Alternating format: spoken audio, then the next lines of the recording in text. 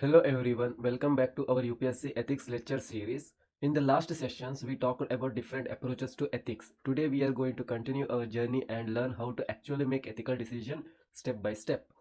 Now, first one is making ethical decision. Now, let me start with a small story. Imagine your best friend forgot to do homework. He tells you to give me your book to copy. Now, what do? Here, two things come into play in your mind. That is sensitivity. Your heart says copying is wrong, but another one method says your brain says, wait, let me think step by step before deciding. Sometimes the issue is very simple, sometimes it's confusing. In such case, okay to ask others, discuss and then decide. So ethics is not just about brain or heart, it's about using both together. Now, next one is recognize an ethical issues. Now, the first step is recognize whether the problem is actually ethical or not. Now, if someone steals money, is it good or bad? It is clearly bad, right? But what if you have 500 rupees? Should you buy books for yourself or give it to a friend who really needs it?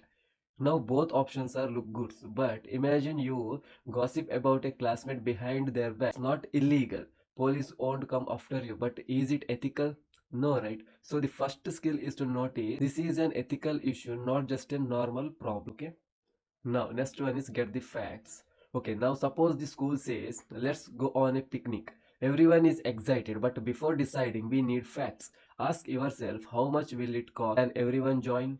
Who will be affected? Parents, teachers and students. Maybe one place is too expensive, another place is close by and cheap. If you don't check facts, the decision may backfire. So ethics is not only about big principles, it's also about being practical and informed. Now next one is evaluate alternatives. Now let's say school is thinking whether to allow mobile phones in class.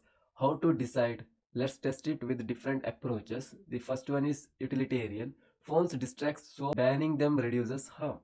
Right says, but some students need phones for safety, so we must respect that. Justice says, if the rule is there, it should apply equally. Can't say senior can use, juniors can't. Next one, common good says, peaceful classroom helps everyone. Finally, virtue says, builds discipline and honesty. See, by looking at one issue from 5 different angles, we understand it better. It's like seeing one cricket match from 5 different camera views. Next one is making decision and reflect. After checking all slides, finally we must decide. Here the small trick. Ask yourself, if I announce this decision in front of the whole class, will people say it's fair? If yes, then you are on the right track. For example, class elections. Suppose your best friend stands for class leader, but another student is more deserving. If voting is fair and honest, even your friend should accept the result. Later, it reflect, did that leader really help the class? If yes, the great. If not, next time we do better. So ethical decision making is not one time, it's like a practice. Each decision makes us wiser for the next. Next one is moral luck. Now comes an interesting twist. That is sometimes luck decides the blame. For example, two friends cross a red light. One gets caught and pay a fine. The other crashes into a child. Now both made the same mistake, but one is seen as a criminal, other just unlucky. That's called a moral luck. Our judgment often depends not just on actions but also on results, sometimes decided by the next one is moral authority. During the freedom struggle, British law said, don't protect, don't make salt. But Gandhiji said, law may forbid it, but my inner truth says non-violence and honesty are greater than unjust laws. That's moral authority. It doesn't come from outside power, but from inside principle. It's about listening to your concise, your inner voice. Okay. The next one is moral responsibility. For example, you are playing a cricket and by mistake you hit the ball and break a window. Who is responsible here?